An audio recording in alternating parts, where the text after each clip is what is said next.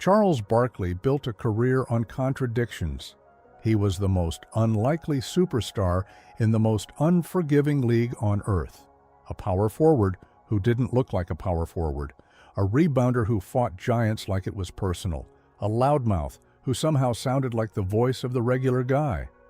He could walk into an arena and make people laugh before he ever touched the ball. And then, with the same breath, he could make the whole building go cold. Because with Charles Barkley, the line between raw honesty and raw chaos was always razor thin. Here's the part most people forget. Barkley didn't become controversial because the media needed a villain. He became controversial because he refused to behave like a polished product. He didn't do the safe version of fame. He did the live wire version, the kind that can light up a city or burn down your own reputation in a single, stupid moment. And there was a moment, a headline moment, a moment that still follows him decades later. It wasn't a playoff collapse. It wasn't a missed shot. It wasn't even a fight with another player. It was something messier, uglier, and more human than basketball fans like to admit. It was an arena, a crowd, a few words shouted from the stands, and Charles Barkley snapping in a way he couldn't take back. When people tell the story today, they make it sound simple. He spit toward a fan and it hit a child. The league punished him, the public judged him, and Barkley became that guy. Moa. But the real story is what led to that second. The pressure, the identity he was building, and the dangerous belief that if someone disrespected him, he had to strike back immediately. Not tomorrow, not later, now. And that belief didn't start in the NBA. It was planted years earlier, in a place where respect isn't a bonus, it's survival. So before we get to the scandal, before we get to the fines, before we get to the late-night headlines and the "what's wrong with him" conversations, you have to understand where Charles Barkley came from. Because the secret that people missed wasn't what he did in that arena. The secret was that Charles Barkley had been fighting the same battle his whole life. And fame only gave him a bigger stage to lose control on. And once that stage lights you up, everyone sees everything. Charles Barkley didn't grow up in a world that taught you to manage your brand.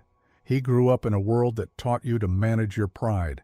And if you couldn't do that, people managed it for you, publicly, loudly, and with no mercy. He was raised in Alabama, in a setting that wasn't built for comfort.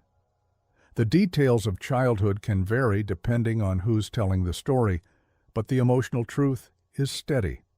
Barkley learned early that nothing was guaranteed, and respect had to be taken, not requested. That kind of environment doesn't just create hunger, it creates a certain kind of edge, the kind that makes you fearless, and sometimes reckless. And Charles Barkley was never the type to swallow disrespect. You can see it in how people describe him even before he became a household name. Not just competitive, confrontational, not just confident, defiant. He didn't want to be liked. He wanted to be undeniable. That's the first key to understanding him. Barkley's personality wasn't a side story to his career. It was the engine. It powered everything. His rebounding, his trash talk, his willingness to challenge stars, his refusal to play the quiet role. But engines that run hot can blow up when there's no cooling system. And Barkley didn't grow up learning patience. He grew up learning reaction. If someone tried to embarrass him, he didn't walk away. He pushed back. If someone tried to label him, he ripped the label off and threw it back in their face. This wasn't just attitude, it was armor.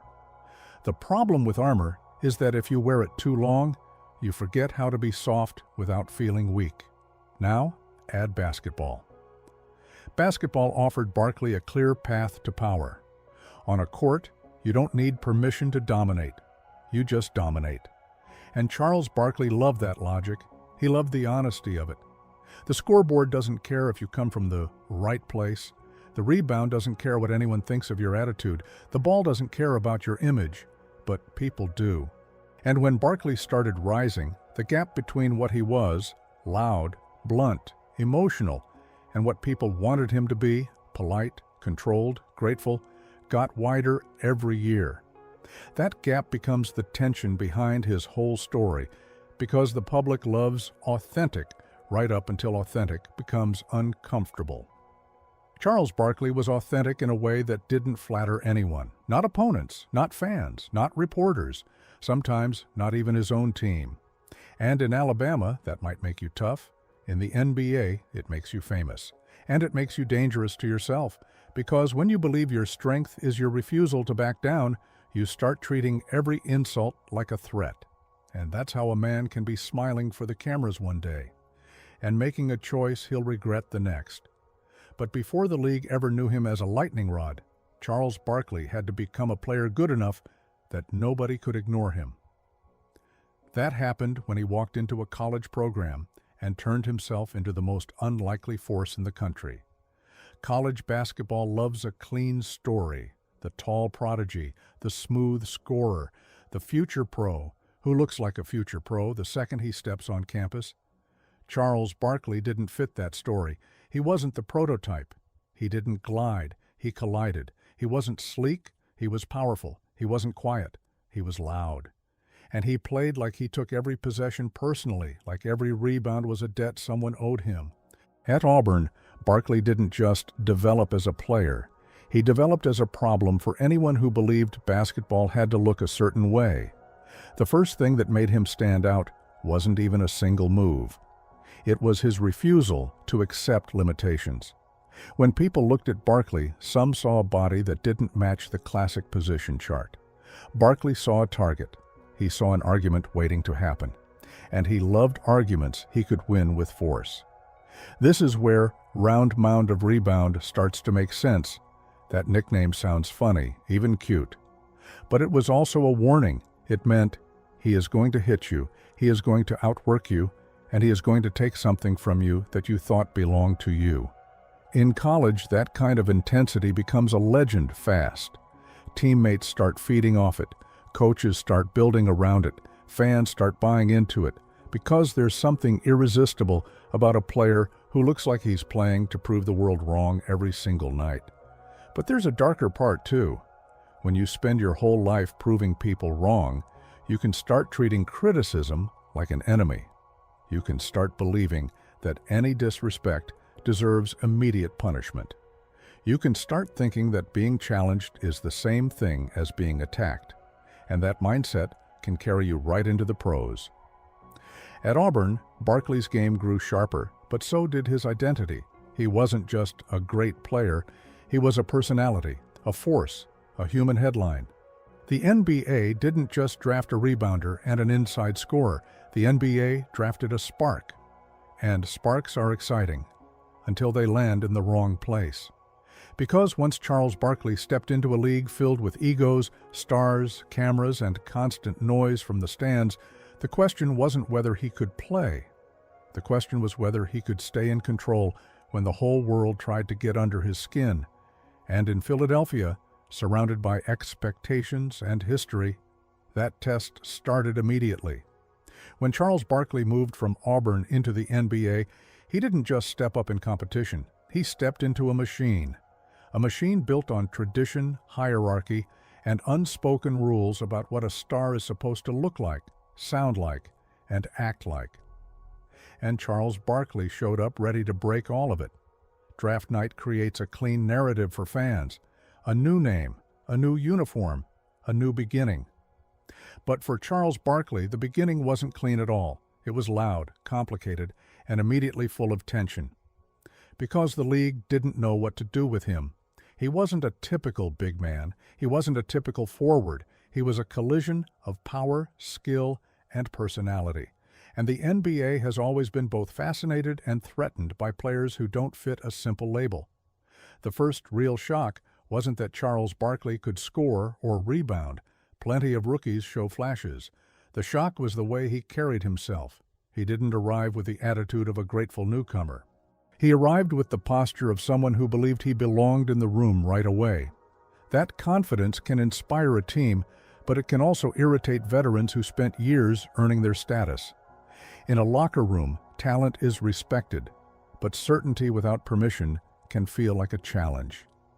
and Charles Barkley loved challenges. Early on, he learned something important. In the NBA, every arena has a second game happening at the same time. The first game is on the court. The second game is in the noise. Reporters fishing for quotes, fans shouting the cruelest lines they can invent, opponents trying to poke at your pride, coaches trying to reshape you, executives measuring your value like a stock. If you are the kind of person who can ignore all that, you survive. If you are the kind of person who answers everything, you become a story. Charles Barkley was never built to be quiet. He played like a man trying to settle a lifelong argument, and he talked like a man who refused to pretend he enjoyed the polite version of fame. Even in those early days, it wasn't hard to predict what was coming.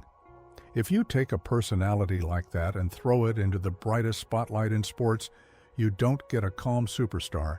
You get a superstar who burns hot, who attracts attention, and who eventually finds himself standing too close to the fire.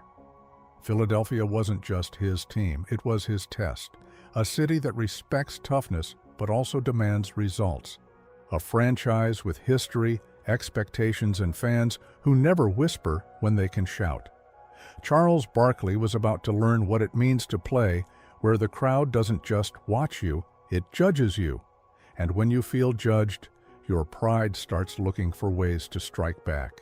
Philadelphia is not a place where you can hide. The city sees through weak confidence in a second, and it punishes anyone who tries to fake toughness. For some players, that's a nightmare. For Charles Barkley, it was gasoline. He joined the 76ers at a time when the franchise still carried the weight of big expectations. The environment wasn't built to gently develop a young star. It was built to compete, to demand, to pressure. The kind of pressure that either sharpens you or cracks you. And Charles Barkley responded the only way he knew how, by pushing harder, talking louder, and acting like he would rather explode than bend. This is where the real Barkley paradox starts to take shape. On the court, he could be a dream for coaches. He was relentless. He attacked possessions like they offended him personally. He threw his body into the paint, ripped rebounds away from bigger players, and created second chances that made opponents feel tired just watching him. In a league that respects effort, that kind of motor earns admiration fast. But in the same breath, that intensity could turn into friction. Because the NBA isn't just about talent, it's about order. Coaches want discipline, veterans want respect, organizations want stability. And Charles Barkley, even when he meant well, often moved like a storm. He didn't enter a system quietly. He tested it. He pressed against it. He forced everyone to respond to him. That can be thrilling when you're winning. It can be exhausting when you're not. In Philadelphia, the cameras didn't just capture highlights. They captured mood. They captured facial expressions, sideline reactions, comments after games.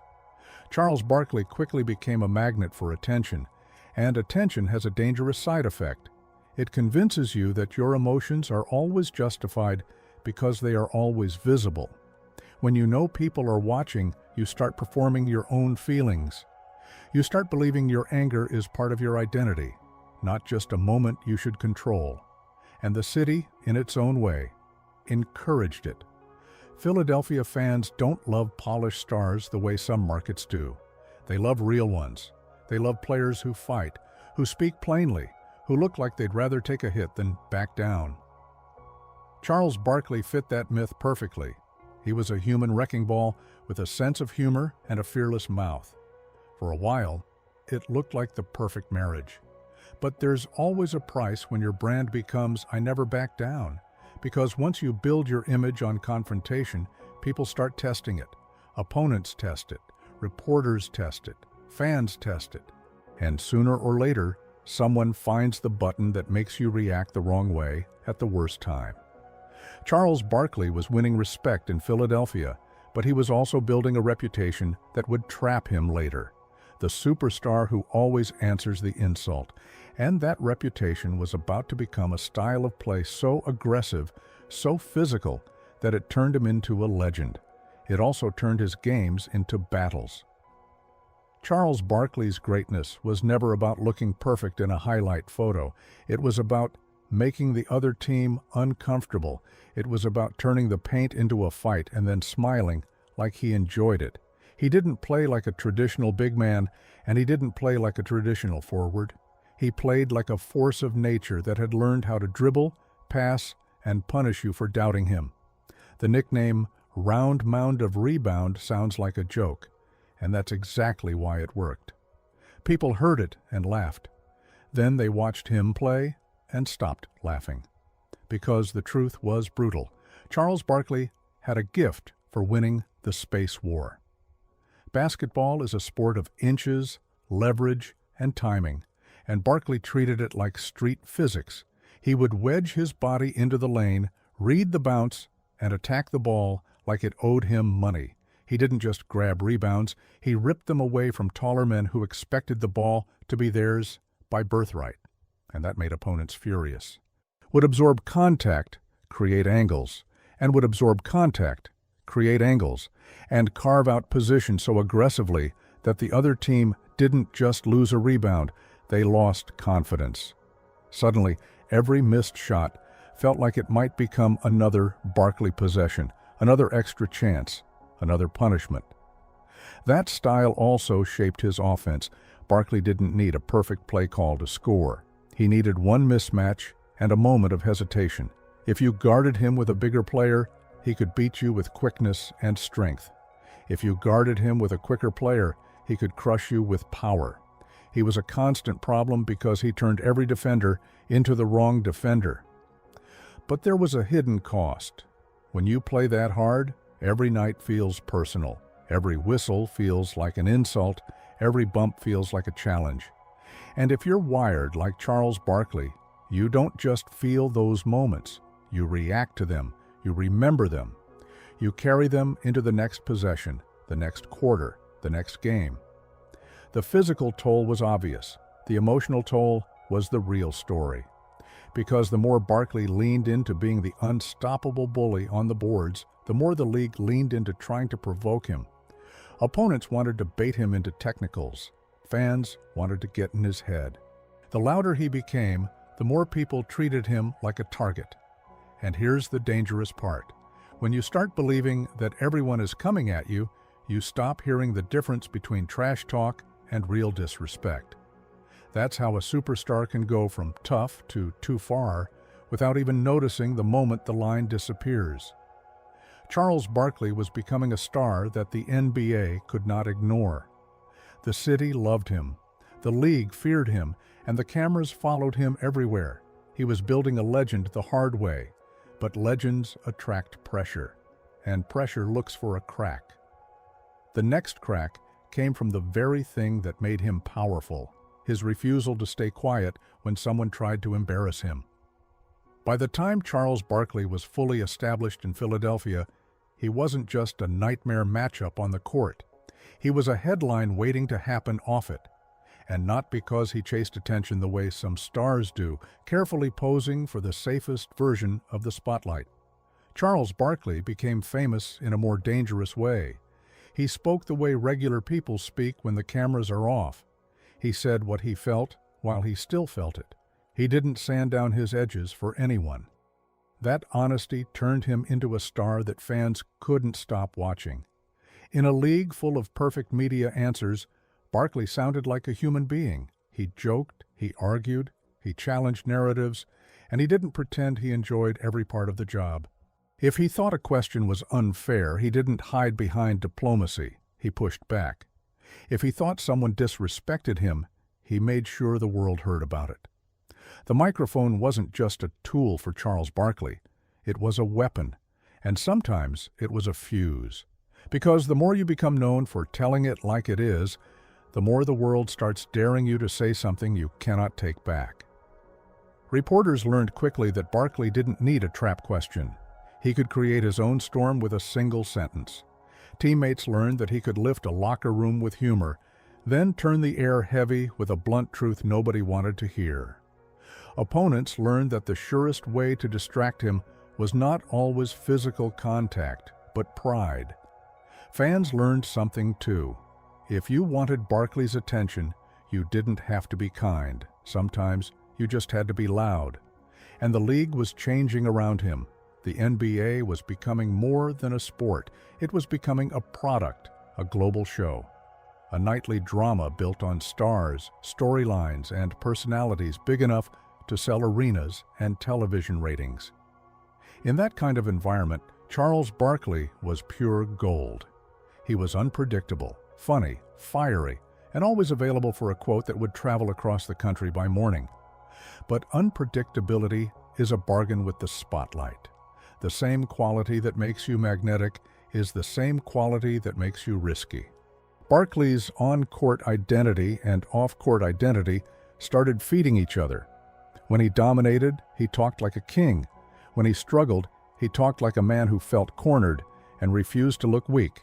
He didn't do the quiet superstar thing. He did the loud, emotional, personal thing. Every game looked like it mattered to him beyond basketball. That made him thrilling. It also meant he carried games with him long after the final buzzer. And that's where the danger sharpened. When you stop treating the arena as a workplace and start treating it like a court of honor, every insult becomes a challenge. Most fans don't realize how cruel an arena can be up close. The seats are close enough for people to say things they would never say to your face on the street. They can mock you, your family, your pride, your mistakes. They can turn a bad night into public humiliation. For some players, that noise becomes background. For Charles Barkley, it could become gasoline. He was building a legend, but he was also building a reputation that made him easier to provoke. The more famous his temper became, the more people tried to poke it. They wanted a reaction. They wanted proof that he was exactly what they said he was. And one night, the reaction they wanted came, not as a slow decline or a long controversy, but as one instant where emotion outran judgment. And it would not just embarrass Charles Barkley, it would involve someone who never asked to be part of the story. The tricky thing about Charles Barkley is that his intensity looked like confidence, and a lot of the time it was. But underneath the bravado there was something more fragile, a deep sensitivity to disrespect, the kind that doesn't fade with success, the kind that can get worse when you become famous, because now the disrespect is public, recorded, replayed, and debated like entertainment. Charles Barkley did not handle humiliation the way most people do. Most of us swallow it, complain later, and move on. Barkley often treated it like a debt that had to be paid immediately, not because he was cruel by nature, but because he was wired to fight. His whole basketball identity was built on collision. His whole climb was built on proving people wrong. When you live like that, backing down can feel like losing your entire self. Philadelphia, for all its love of toughness, also sharpened that mindset. The city respected effort and honesty, but it also demanded a certain kind of emotional performance. If you were going to be their star, you had to show you cared. Barkley showed it in the loudest possible way. He played hard enough to leave bruises, and he spoke as if the world was constantly testing him. Fans admired that. The media amplified it. The league benefited from it. And yet, the same traits that helped him dominate the boards could sabotage him in a heartbeat. What makes a player great under pressure can also make him reactive under provocation. Barkley was the type to hear one comment in a sea of noise, lock onto it, and feel his body heat rise. He could be laughing one moment and staring down the stands the next. He could be locked in on a possession and still be listening to a voice that wanted to make him feel small. This is where the psychology turns dark. When you feel disrespected, you start scanning for disrespect. You start expecting it. And once you expect it, you start interpreting everything through that lens. A shout becomes a threat. A joke becomes an insult. A heckle becomes an attack. It becomes harder to separate the game from your ego, harder to separate a bad night from a personal failure, harder to accept that fans, in their worst moments, are not thinking about your humanity at all. They're thinking about their entertainment. They want the star to crack, because the crack is the show. Charles Barkley was not a polished performer built to smile through it. He was a proud man who believed respect mattered. And there's a deep irony there. His strength was that he refused to be controlled. But the more he refused, the more easily he could be controlled by the simplest trigger. A few words can do it. A certain tone can do it. A certain kind of laughter can do it. And in the arena, that trigger is always available. Because in the arena, anonymity gives people courage. They feel protected by the crowd. They feel powerful because the star cannot reach them. They feel free to say things that would shame them in daylight. That environment is a trap for someone like Barkley. The league celebrates emotion until emotion becomes a liability. The crowd enjoys the spectacle until the spectacle crosses a line and becomes uncomfortable. And then, suddenly, the same people who pushed the button act shocked that the machine responded.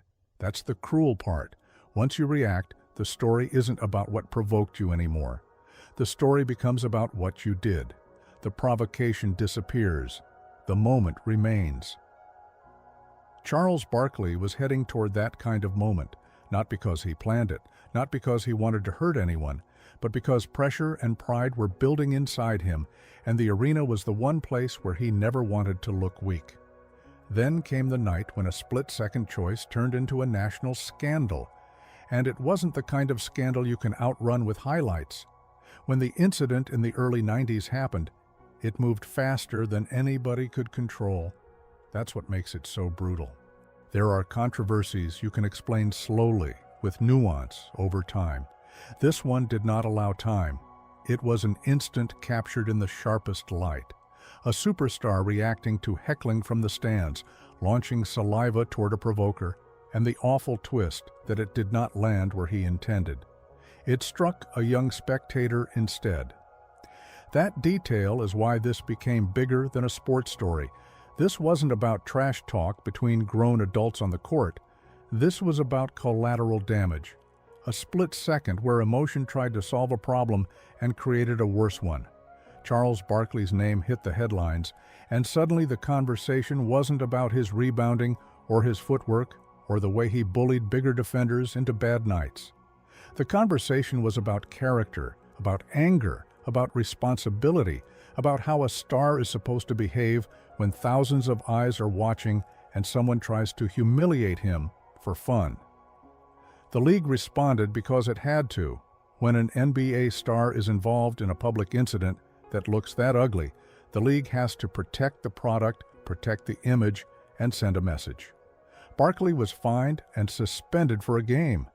And the story spread the way stories spread when they combine fame, outrage, and a moment people can replay in their minds.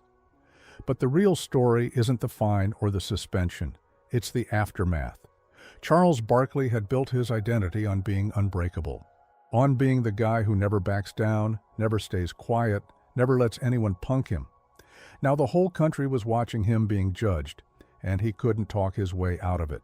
Because this wasn't a clever quote. This wasn't a funny Barkley moment. This was a mistake with a vulnerable person involved, and that changes the moral weight instantly. In the days that followed, Barkley gave his side, trying to explain that he aimed at a heckler and missed. In a cold way, that explanation makes the story even more frightening, because it shows how little control you have over the consequences of a small act when you're on a public stage. The intent matters, but the outcome matters more, and the outcome made people furious. Now imagine what it did inside Barkley's head. On one level, he had to feel embarrassed. The kind of embarrassment that burns your face and makes you want to vanish. On another level, he likely felt wronged because he believed the crowd provoked him, because he believed he was defending himself, because he believed the heckler deserved a response. Those two emotions can coexist, and when they do, they create a dangerous psychology, shame mixed with stubbornness. If Barkley fully surrendered to shame, he'd have to admit he was out of control.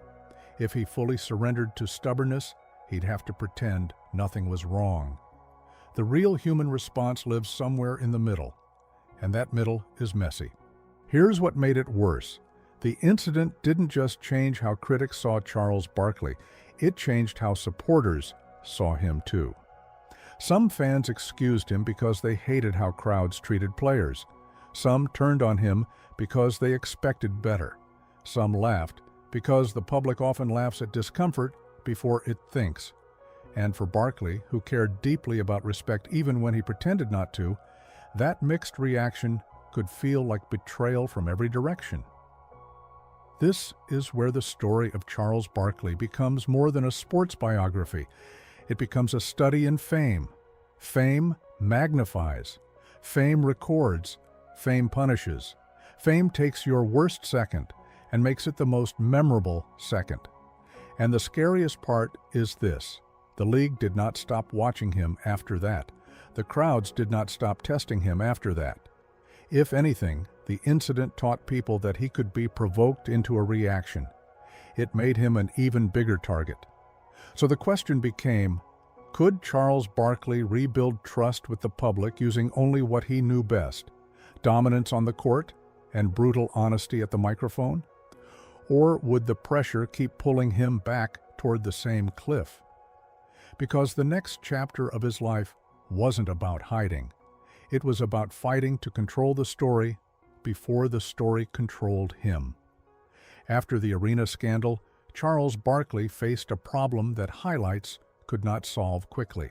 On the court, he could still overpower defenders, still pull rebounds out of traffic like he was stealing them from fate, still turn a broken possession into points with pure will. But off the court, the public story had changed shape. It wasn't just Charles Barkley, the unstoppable force. Now it was Charles Barkley, the star who crossed a line. And once a public narrative hardens, it doesn't loosen just because you play well. The first instinct for a competitor like Charles Barkley is simple: drown the noise in performance. If the world wants to judge him, he will give it a reason to admire him again. You could feel that mentality in the way he played. The energy didn't drop. If anything, it became more urgent, like he was trying to erase a stain with every rebound. His body language started to carry a message: I am still here. I am still dominant. I will not be reduced to one moment. But that is the cruel trap of fame. When the public wants a redemption story, it demands a certain kind of repentance. It wants a star to sound humbled, polished, controlled. Charles Barkley was not built for that. He could apologize, he could explain, he could express regret, but he could not pretend to become someone else. And because he refused to transform into a carefully packaged version of himself, people often interpreted his honesty as defiance. That misunderstanding kept the wound open. Inside the league, teammates and coaches saw something more complicated. They saw the worker. They saw the hours. They saw the physical punishment he absorbed and still kept coming. They saw how he could carry a team emotionally when everyone else went flat. Yet even there, the tension remained. Because once you are labeled volatile, every reaction is watched more closely. A normal argument becomes another incident. A frustrated look becomes anger issues. A moment of trash talk becomes lack of control. Charles Barkley could feel that spotlight tightening, and he responded with the only tool he trusted completely: intensity. He attacked possessions as if proving a point. He played with an edge that made opponents uncomfortable and made his own team ride a roller coaster of energy. Some nights, that energy created momentum you could not buy. Other nights, it made the air feel too hot, like everyone was waiting for one more spark. The key is that Barkley wasn't simply trying to win games. He was trying to win back authority over his own story. He wanted to be known for what he did between the lines, not for what happened in one ugly second. That desire is understandable. It is also dangerous. Because when you treat reputation as a battle, every criticism becomes an enemy, and every enemy feels like it must be defeated. You can't live like that forever. It drains you. And as Charles Barkley fought to outplay the headlines, he began leaning harder into the one thing he was always willing to risk: speaking his mind. He didn't just want to be forgiven. He wanted to challenge the entire expectation that athletes should behave like moral mascots. That stance would become his most famous controversy without a police report, without an arena incident, without a shattered window. It would become a cultural fight. At some point in his rise, Charles Barkley understood that the public was not just watching him play basketball, it was watching him as an idea. And the idea was heavy. Fans wanted stars to represent something clean, something admirable, something parents could point to and say, "Be like him." Sponsors wanted safety. Networks wanted smiles. The league wanted a product that could be sold in every home without discomfort. Charles Barkley wanted none of that responsibility. This is where his story gets fascinating, because his argument was not purely selfish. It was also brutally honest. Charles Barkley didn't claim to be perfect. He didn't claim to be a saint. He didn't claim that fame automatically makes someone wise. Instead, he challenged the logic itself. Why should a man be turned into a moral symbol simply because he can rebound and score? Why should a player be expected to raise the children of strangers through good behavior? Why does the public outsource its values to entertainers and athletes, then act shocked when those people behave like flawed humans? The way Charles Barkley framed it sounded harsh to some people, but that harshness was the point. He wasn't trying to soothe the audience. He was trying to wake it up. Of course, the public didn't respond as one voice. Some people applauded him because they were tired of fake speeches and scripted sincerity. They loved that he said what others only thought. They felt he was defending reality against a fantasy. But others were furious. They believed that with fame comes duty, and with duty comes standards. They didn't care if he asked for the role or not. They believed he had it. That clash turned Charles Barkley into something even bigger than a basketball star. He became a national argument. And in a strange way, that argument protected him and exposed him at the same time. It protected him because it let him control the framing. He wasn't just reacting to criticism anymore. He was attacking the assumptions behind it. But it exposed him because it made people look closer. If you declare you are not a role model, some listeners hear, "I refuse accountability." Some hear, "I am warning you not to worship me." The same sentence can sound like wisdom or like arrogance, depending on what the audience already believes. Charles Barkley understood that risk, and he took it anyway. That is the core of his personality. He would rather be disliked for truth than loved for a performance. But there was another layer. The role model debate wasn't happening in a vacuum. It was happening in a moment when the league's stars were becoming global, when commercials turned players into icons, when every move could be replayed, quoted, and judged.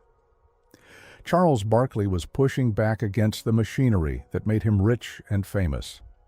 That is why the tension felt electric. He was benefiting from the spotlight while criticizing the rules of the spotlight. And yet, deep down, the debate was also personal. Because Charles Barkley knew what it felt like to be turned into a symbol, then punished for failing to live up to that symbol.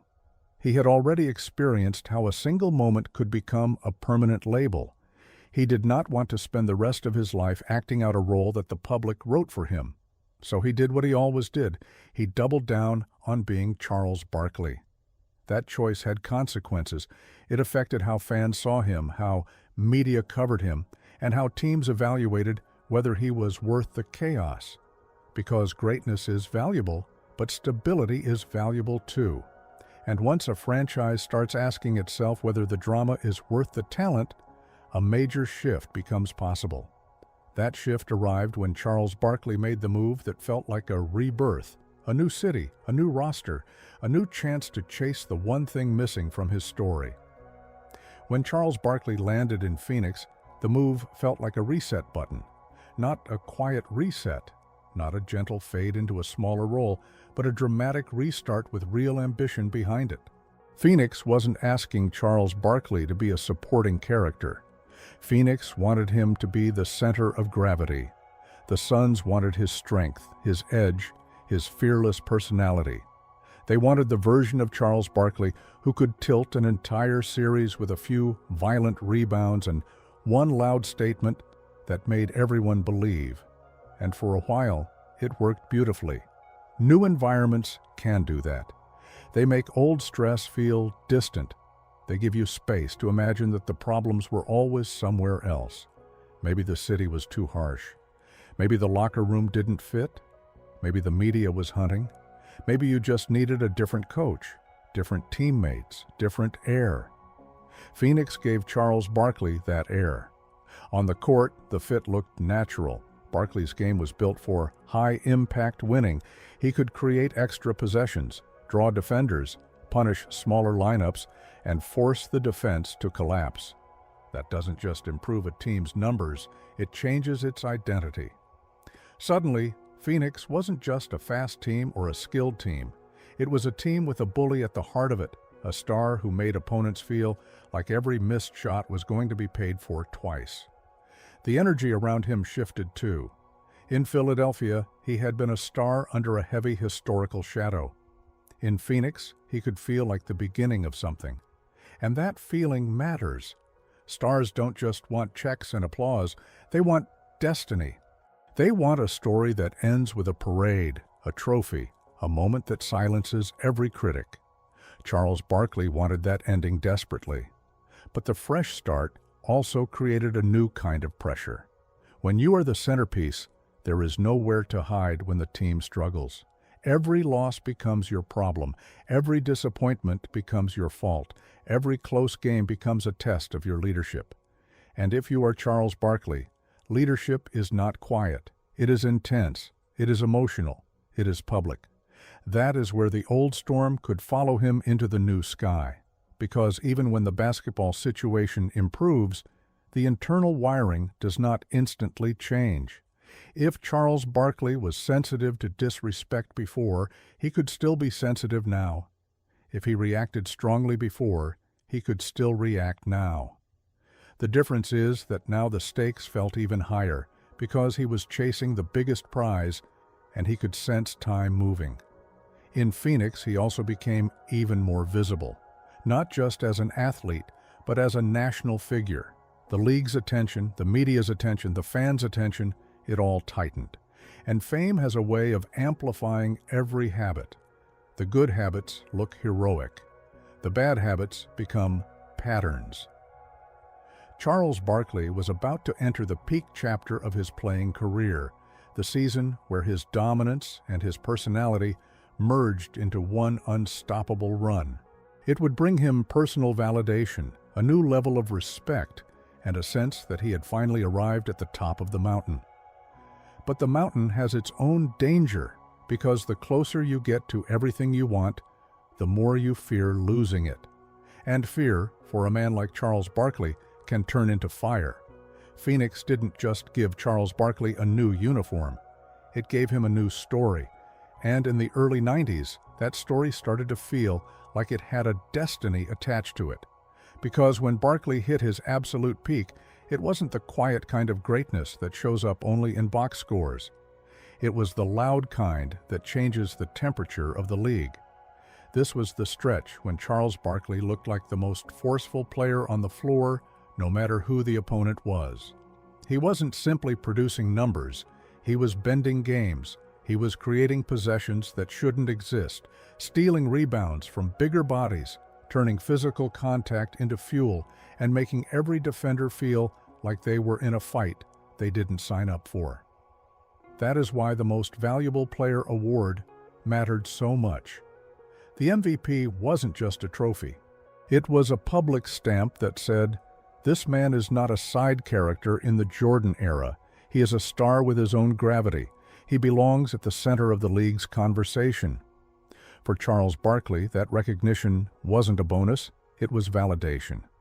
It was proof that he had been right all along, to bet on himself, to trust his edge, to push against the mold. It told him that the league couldn't dismiss him as a funny nickname and a loud mouth. It had to respect him as an elite weapon. But the MVP season also brought the most punishing form of pressure, expectation with a deadline.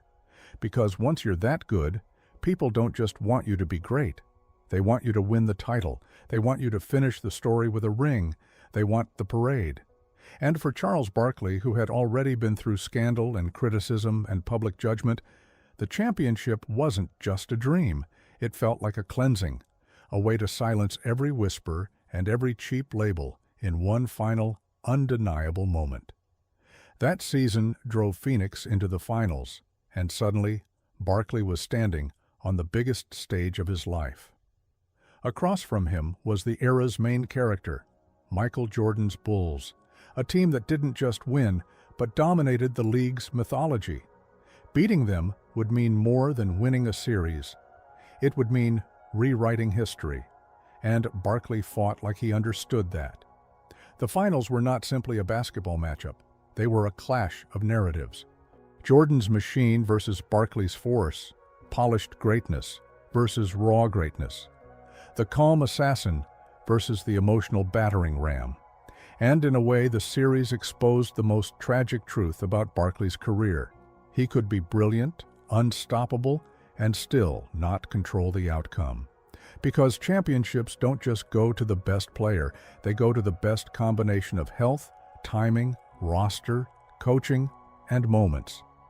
Barkley could deliver monster performances and still watch the series swing on a late run, a single shot, a stretch where the other team looked like it had an extra gear. That's what made the pain so sharp. Charles Barkley wasn't a star who disappeared. He didn't vanish under the pressure. He showed up. He carried weight. He took hits. He played with urgency. But the Bulls were built like a closing argument, and Phoenix, for all its heart, couldn't finish the job. When the series ended, it wasn't just a loss. It was a scar, because Barkley knew what it meant. He had reached his highest point and still watched the ultimate prize slip away. The MVP remained. The highlights remained. But the ring, the thing that makes history simple, did not arrive. And that is where a dangerous emotional pattern can begin. When you do everything and still don't get what you want, your mind starts searching for a substitute, something else that gives you the rush of winning, something else that makes you feel in control, something else that turns pain into adrenaline. Before that substitute fully takes over, though, Barkley's fame grew even larger, because right around that time, the world didn't just know him as an NBA star. It began to know him as a global symbol. The Dream Team era was a strange kind of immortality. For players who lived it, it wasn't just about medals. It was about becoming a worldwide image. Suddenly, NBA stars weren't only famous in American arenas. They were famous everywhere. Airports, hotels, streets, overseas crowds. The attention followed them like a shadow. For Charles Barkley, that spotlight was both perfect and dangerous. Perfect because Barkley was made for big stages. He didn't shrink when the cameras multiplied. He expanded. He was charismatic, funny, fearless, and emotionally readable. He could dominate a game and then dominate a press moment without even trying.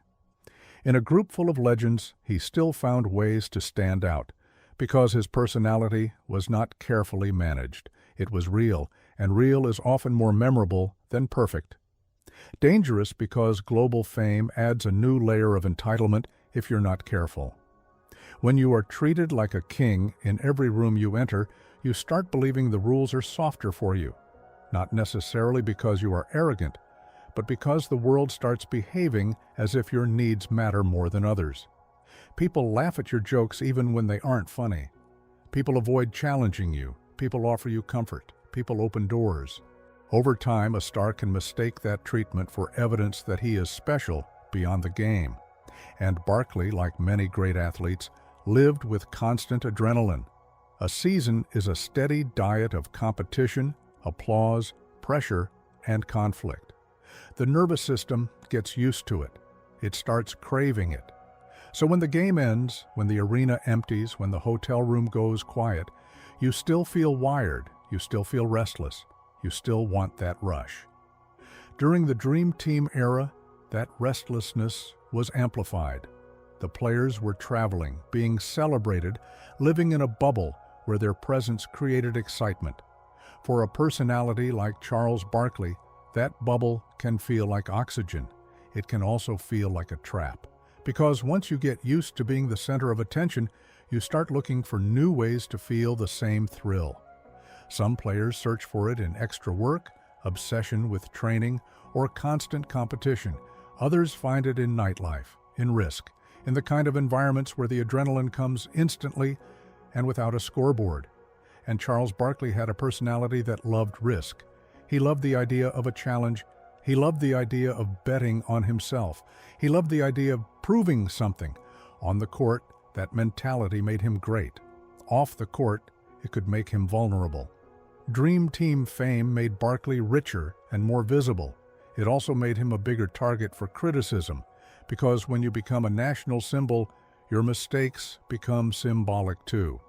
People don't just judge you, they judge what you represent.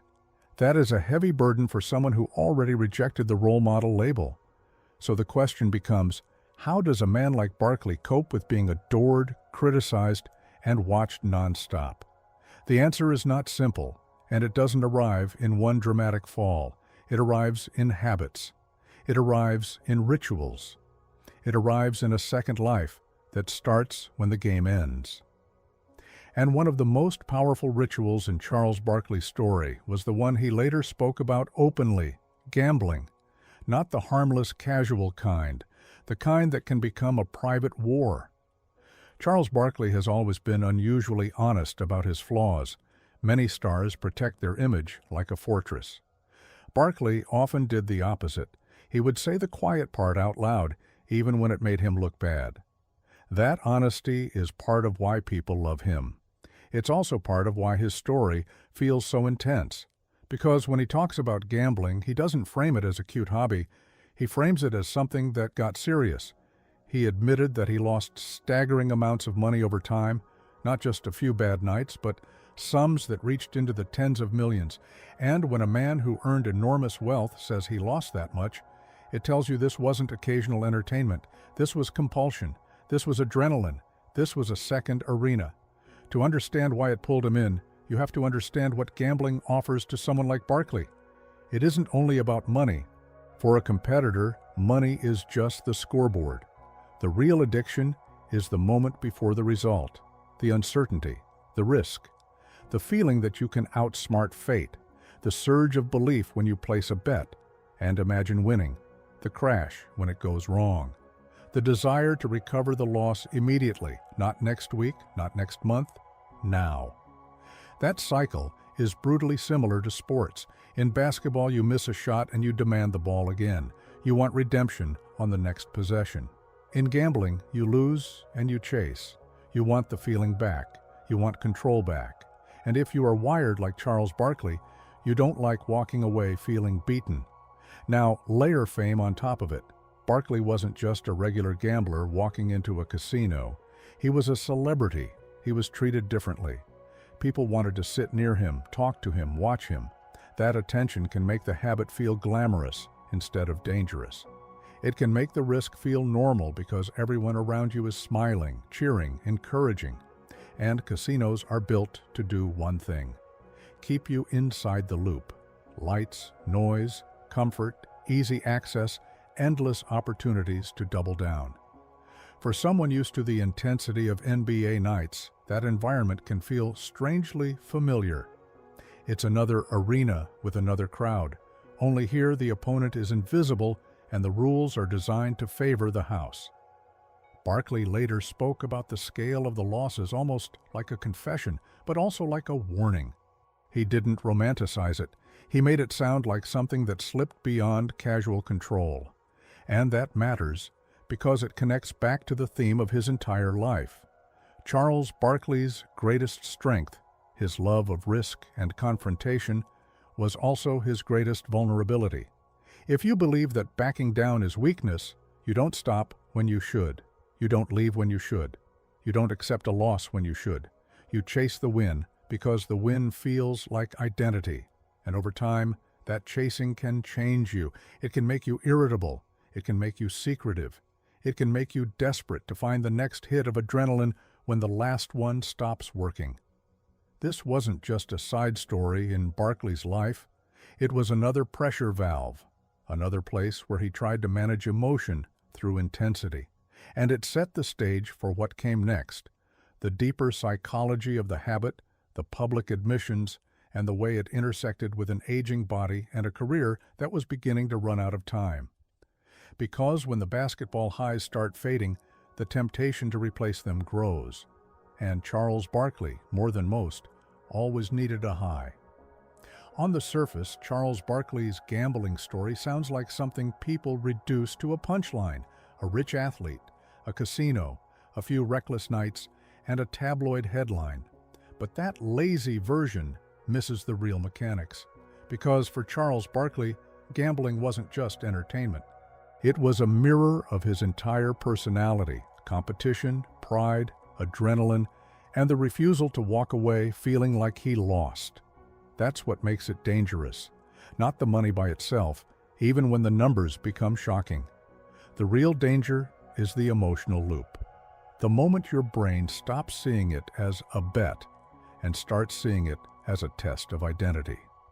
Barkley spent his whole life proving something, proving he belonged, proving he could bully bigger men on the boards, proving he could be a superstar without looking like the textbook version of one.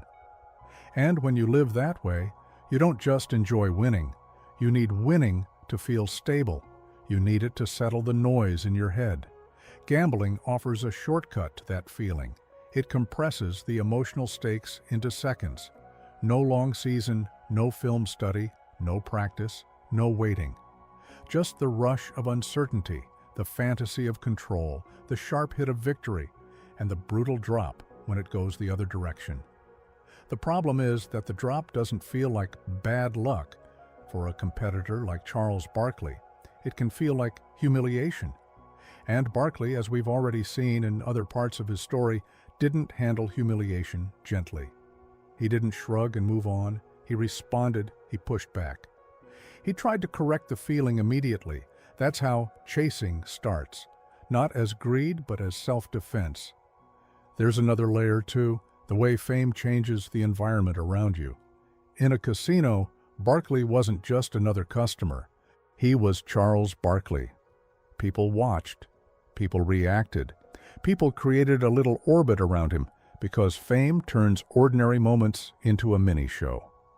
That attention can make the habit feel less like a problem and more like a lifestyle. Nobody wants to be the person who tells the superstar, "This is getting out of hand." In those rooms, the word no gets softer. And when no disappears, discipline has to come from inside. But what if discipline was never Barkley's primary operating system? What if his default setting was intensity? When you combine intensity with easy access, you get a pattern. Not necessarily every night, not necessarily constant, but persistent. The kind of habit that you can hide behind jokes and still feel in your gut when you're alone. Barkley's honesty about his losses later wasn't the talk of a man describing a harmless hobby. It sounded like someone looking back and realizing, "I let something pull me further than I ever expected." And that matters for the timeline. Because while Barkley was still trying to chase the highest prize in basketball, he also had a second arena, one that didn't care about his legacy, didn't care about his effort, and didn't care about his pride. It only cared about keeping him in the loop. Eventually, that loop starts shaping the rest of your life. It affects mood. Patience gets thinner. Sleep gets worse. The body stays wired. And when your body is already taking punishment from NBA seasons, anything that adds stress can make you feel like you're living with a constant internal buzz. That buzz is where mistakes happen. Because when your nervous system is always on edge, it doesn't take much to push you over the line. A bad whistle, a rough night, a sharp comment from a stranger, a situation in the real world that suddenly feels like the arena again, crowded, loud, disrespectful. And as Barkley moved deeper into the later years of his career, the physical side of aging began squeezing him too. His body started saying, "Not forever." His mind said, "Watch me." That clash, body versus pride, can make even a legend feel trapped. And trapped people don't always make calm choices. Every superstar eventually meets the same opponent, time. And the cruel part is that time doesn't announce itself with one dramatic moment. It arrives in small humiliations. A step that used to be quick becomes slightly late. A jump that used to feel effortless requires more effort. Recovery that used to take a day takes longer. The player looks the same in the mirror, but the game starts giving different answers. For Charles Barkley, that shift was especially painful because his style was built on force. He didn't float through games, he collided with them. He carved out space on the boards, absorbed contact, and played like every possession was a fistfight disguised as sport. That approach creates greatness. It also creates wear. As Barkley moved into the later stretch of his career, the body that made him legendary also started collecting a bill. And when a player like Barkley feels his body slipping, the mind doesn't politely accept it. The mind gets angry, not always at the opponent, often at the situation itself. That's where irritability grows. You see it when a player reacts harder to a call, to a shove, to a comment. You see it when jokes get sharper, when patience runs out faster, when the margin between funny Charles and furious Charles becomes thinner. And it's not just physical decline, it's identity pressure. Charles Barkley wasn't simply an athlete trying to extend a career. He was a public figure trying to defend a myth. Once you've been the MVP, once you've been on the biggest stages, once you've been called unstoppable, you don't want to become ordinary. You don't want to feel like the league is moving on without you. You don't want younger players acting like you're yesterday's story. That's how pride becomes a pressure cooker. Add in the other stressors, media attention, constant travel, the emotional leftovers of the gambling cycle, the endless expectations of being Charles Barkley 24 hours a day, and you can understand how his fuse could shorten in the wrong situations. Because the late career athlete lives with a constant contradiction. He knows he's still great, but he can feel the edges fraying. He can still dominate in moments, but he can't dominate every night the way he once did. And when you're wired like Barkley, you don't only want to win, you want to impose your will. When imposing your will becomes harder, frustration starts looking for exits. Sometimes that exit happens on the court, an argument, a technical, a confrontation. But sometimes it happens where the cameras aren't supposed to be, in regular places, restaurants, bars, private gatherings where the rules feel less strict and the consequences feel far away. That's another hidden danger of celebrity. You can forget that there's no such thing as off the record anymore. Someone is always watching. Someone is always ready to retell the story in the most dramatic way possible. And with Barkley's reputation already established as the guy who will react, he didn't get the benefit of the doubt. He got the expectation of a headline. So when the next major incident happened outside the arena, away from the hardwood, it didn't land as a complicated human moment. It landed as confirmation. It landed as, see, this is who he is. But the real story, once again, was messier than the headline. Because the bar incident wasn't just about a fight. It was about what happens when pride, stress, and a lifetime of refusing to back down all collide in a room with strangers, ego, and alcohol. And in that room, one impact turned into a frightening visual that people would repeat for years. The story of the bar incident in the late 90s has been told a lot of different ways, depending on who's doing the telling. That's part of what makes it so toxic. When a celebrity is involved, the facts can get swallowed by the appetite for drama. But the core outline that stuck in public memory is this. Charles Barkley was involved in a confrontation. A physical scuffle followed, and a man was hurt badly enough that the image of glass became attached to the story like a brand. And once that word gets into a headline, it never really leaves. To understand how this kind of situation happens, you have to understand the environment. A bar is not an arena, but it can feel like one when you're famous. People recognize you. People talk about you while you're standing right there. People test you. Sometimes they do it for a story. Sometimes they do it because they're angry you're rich.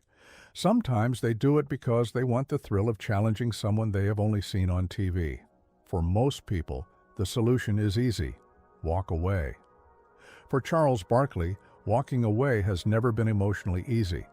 His whole life had trained him to respond, to stand his ground, to prove that nobody can embarrass him. That training makes you fearless on the court. Off the court, it can make you step into trouble you should avoid. If someone in that room pushed the right button, mockery, disrespect, the kind of tone that says, "You're not as tough as you think," it's not hard to imagine Barkley's blood rising. And when your blood rises in a crowded room, the next decisions can become impulsive, not carefully planned, not strategic, just reactive. That's how a moment becomes a case. This incident didn't just create gossip, it created consequences: arrest, legal proceedings, public debate, people arguing about whether Barkley acted in self-defense, whether the situation escalated too far, whether a superstar should be held to a different standard, whether he was being targeted because he was famous, or whether his own choices finally caught up with him. And here's the brutal part. No matter where you land on those questions, the damage to reputation is real. Because once the public sees you connected to a violent-sounding headline, it doesn't want nuance. It wants a verdict. It wants a simple label. For Barkley, it was especially damaging because it connected directly to the existing narrative. Charles Barkley, the explosive star. Charles Barkley, the guy who reacts. Charles Barkley, the man whose temper keeps finding him at the worst times.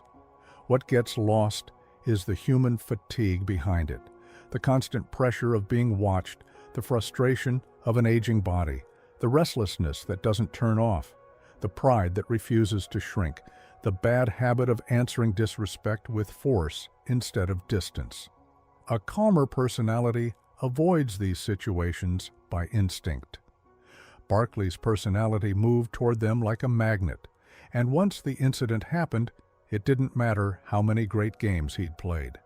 The story wasn't about rebounds anymore. It was about control, about whether Barkley could truly separate the fighter in him from the man who needed peace.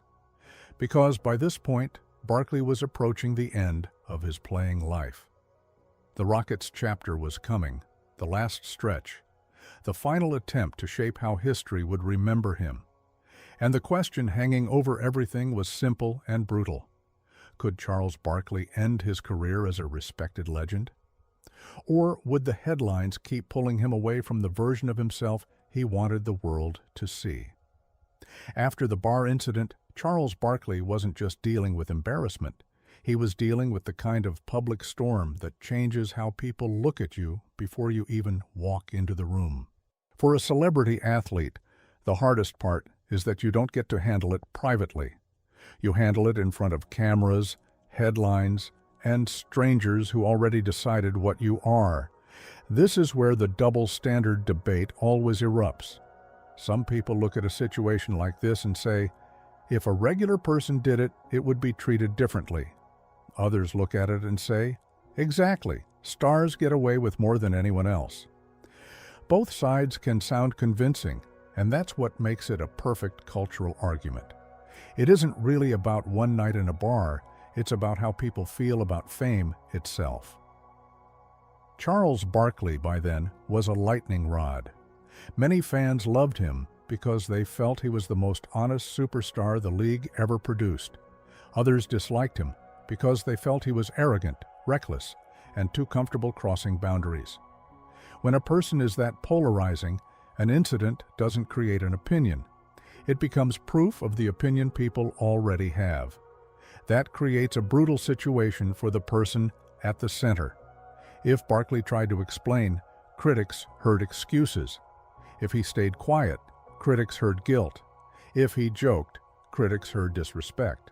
If he showed emotion, critics heard manipulation. The most famous people in America often lose the ability to be seen as complex human beings because complexity doesn't fit into a headline. Meanwhile, the NBA had its own agenda. The league has always balanced two instincts. It loves stars because stars sell the show, and it fears controversy because controversy can damage the product. The league wants players to be expressive and marketable, but not uncontrolled. It wants personality, but not chaos. That is the tension that follows Charles Barkley through his entire career. He is exactly what the league wants until he becomes exactly what the league worries about. In moments like these, teams feel the pressure too. A franchise doesn't just manage a roster, it manages a brand. It manages relationships with sponsors, local media, and fans who want to believe their team represents something respectable. Even if teammates still respect Barkley's heart and talent, the organization has to think in public terms. They have to ask, how much noise can we absorb? How many fires can we put out while still chasing wins? This is also where the locker room psychology gets interesting. When you play with a star who draws chaos, you sometimes live in two realities. One reality is basketball. He gives you an edge, he brings attention, he can win you games.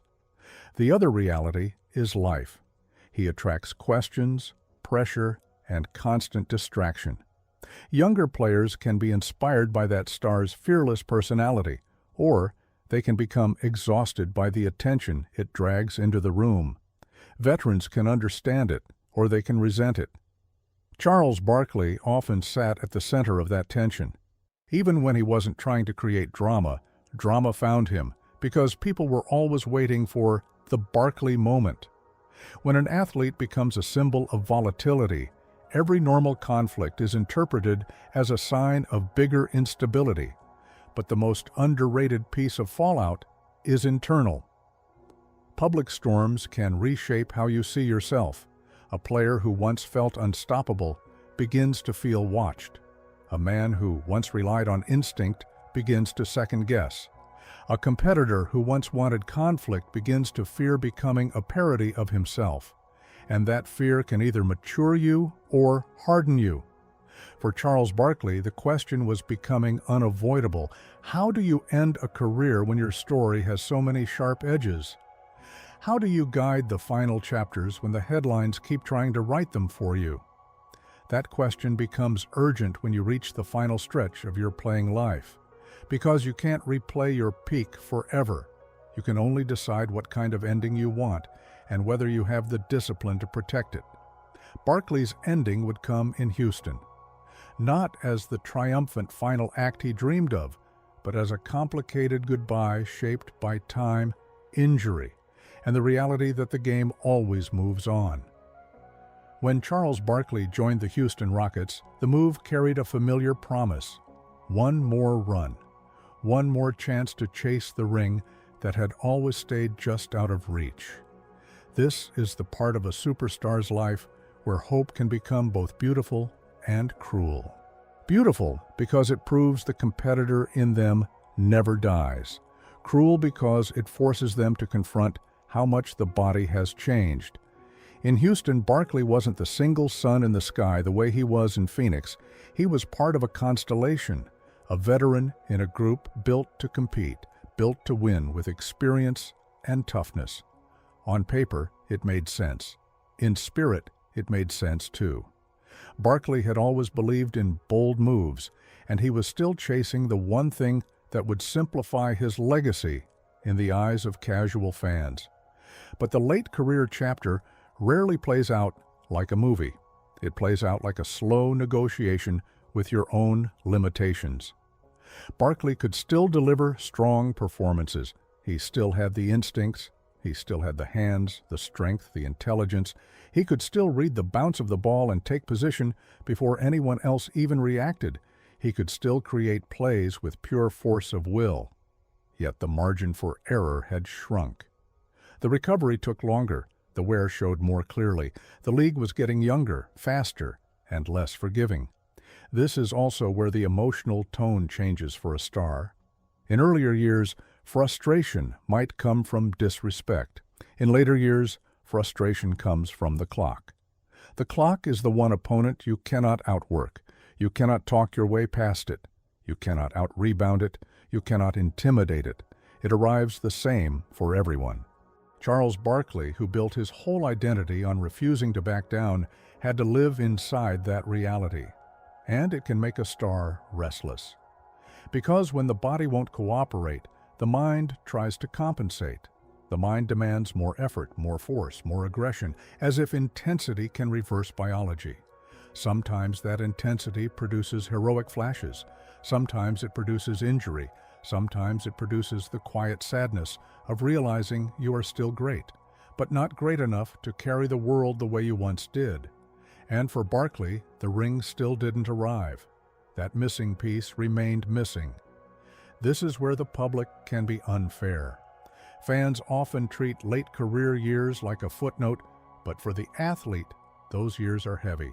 They carry the weight of every almost. They carry the weight of every headline. They carry the weight of knowing the story is nearly finished, and you won't get to rewrite the early pages. At some point, the finality becomes undeniable. The body says, enough. The season ends, the calls stop, the daily competition fades, and suddenly, a man who lived on adrenaline is left with silence. For many athletes, that silence is the most dangerous part, because it creates a void. The question becomes, what do you do when you are no longer the player you used to be, and the world no longer needs you in the same way? For Charles Barkley, the answer wasn't retirement into peace. The answer was reinvention.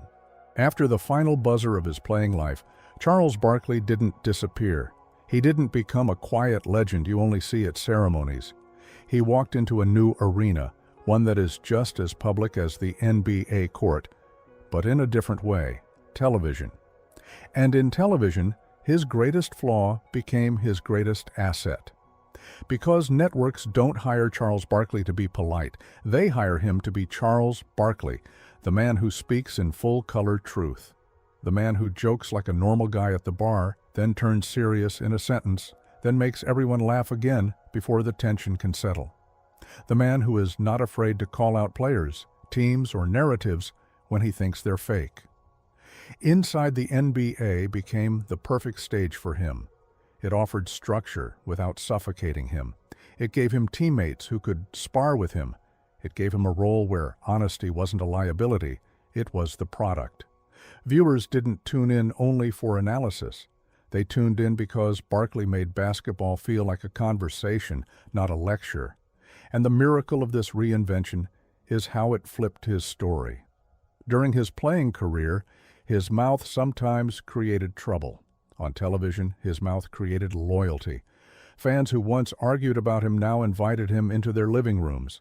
The same bluntness that sparked controversy in the role model debate became the charm people relied on to cut through sports nonsense.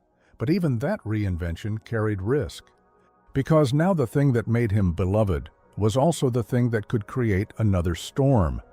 In media, one sentence can become a week-long scandal. One joke can be misunderstood. One opinion can become a national fight. Barkley was still walking the same tightrope, being honest without becoming reckless. The difference is that, as an older man, he seemed to understand the game better. He still spoke boldly, but he often did it with humor, with self-awareness, and with a sense that he had already lived through enough public pain to know what matters and what doesn't. In a strange way, television gave him what basketball never fully could: control of the narrative. Not perfect control, but more control. He could frame his own story. He could talk about his mistakes with honesty. He could turn flaws into lessons. He could admit weakness without feeling like it erased his strength. That is why Barkley's post-playing legacy is so powerful. Some stars fade after retirement. Barkley became even more relevant. He became the loud uncle of the NBA world, the truth teller, the comic relief, the man who can praise you and roast you in the same breath. And yet, the question remains, how do we judge a legacy like his? Is it defined by the missing ring, by the scandals, by the honesty, by the joy he brought to the sport? That final judgment belongs to the viewer. But the last chapter of this story asks a deeper question, one that goes beyond basketball. What does it mean to be loved by millions and still spend years fighting yourself? If you try to summarize Charles Barkley with one clean sentence, you will fail. And that is exactly the point. Charles Barkley was never built to fit a clean sentence. He was built to break them. He was built to turn the neat story into something louder, messier, more human, something that forces you to argue, to laugh, to shake your head, and then somehow to respect him anyway. Because when you strip away the highlights and the nicknames, the story of Charles Barkley isn't just a sports story. It's a story about a man who carried fire in his chest and spent his entire life trying to aim that fire at the right target. Sometimes he aimed it perfectly. You saw it when he bullied bigger men on the boards, like physics didn't apply to him. You saw it when he took a team in Phoenix and made the league feel his presence every night. You saw it when he stood on the biggest stages and refused to act smaller than the moment. You saw it when he spoke into a microphone and didn't hide behind polished phrases, even when the safer move would have been to smile and say nothing. That fire made him great. But fire is not only warmth, fire can scorch. And Charles Barkley, more than most legends, lived in that tension. The same instinct that made him fearless also made him reactive. The same confidence that made him unstoppable also made him vulnerable to pride. The same honesty that made fans love him also made critics wait for him to slip, because when you live out loud, you give people more material to judge. His scandals weren't just random bad luck, they were connected to the wiring. The arena incident didn't happen because he was evil. It happened because he was a human being with a short fuse in a place designed to provoke you. The bar incident didn't become a headline because Barkley woke up wanting chaos. It became a headline because fame can turn ordinary conflict into a public event, and because Barkley's lifelong habit was to answer disrespect instead of walking away from it. Then there was the other battle, the private one, the one that doesn't show up on a scoreboard. Gambling, by Barkley's own admissions, wasn't a cute side hobby. It was a real pull, a second arena, a way to chase adrenaline when life outside basketball felt too quiet, too uncertain, too empty. And if you understand Barkley's personality, you understand why that temptation had power. Because for Charles Barkley, the feeling of winning wasn't just pleasure, it was relief, it was proof, it was identity. This is the part of the story that hits the hardest. The public often thinks fame solves problems. It doesn't. Fame can widen them. Fame can magnify your habits until they become patterns. Fame can take your biggest strengths and turn them into weaknesses if you don't build discipline around them. And Barkley, for all his greatness, wasn't always a man of discipline. He was a man of force, a man of impulse, a man who trusted instinct so much that he sometimes let instinct steer him into trouble. Yet here is why Charles Barkley's legacy has survived every storm. Because he never tried to pretend he was a saint. He didn't hide behind the safest version of himself. He didn't live like a corporate poster. He lived like a real person, with ego, with flaws, with pride, with humor, with regret, with moments that made you admire him and moments that made you question him. And in the end, something remarkable happened. When his playing career ended without the ring that would have made his story simple, Charles Barkley still refused to shrink. He reinvented himself on television, not as a quiet, respectful former star, but as the same loud truth-teller who made the NBA feel alive. He became the voice fans waited for because he said what others were thinking, and he did it with a mix of comedy and blunt sincerity that made the sport feel human. That reinvention is important because it shows growth without pretending perfection.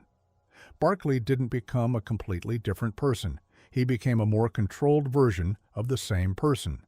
He learned at least enough how to keep the fire useful rather than destructive. He turned the most controversial part of himself, his mouth, into the very thing that kept him relevant and beloved. So, what do we do with a legacy like this? Do we judge Charles Barkley by what he never achieved, a championship ring? Or do we judge him by what he did achieve, dominance, cultural impact, unforgettable honesty, and a career that refused to be ordinary? Here's the truth. The missing ring is a fact. But it is not the whole story. Charles Barkley didn't need a ring to be remembered. He needed a ring to make the story easy. And his story was never meant to be easy. It was meant to be debated. It was meant to be felt. It was meant to remind us that greatness can be loud, flawed, and still real. And maybe that's the most lasting secret of Charles Barkley. He wasn't the hero people wanted. He was the human being people couldn't stop watching. So the final question is the one that lingers after the screen goes dark, the one that separates fans who only count trophies from fans who understand the price of fire. If Charles Barkley had been quieter, calmer, more controlled, would he have won more? Or would he have stopped being Charles Barkley long before the world ever learned his name?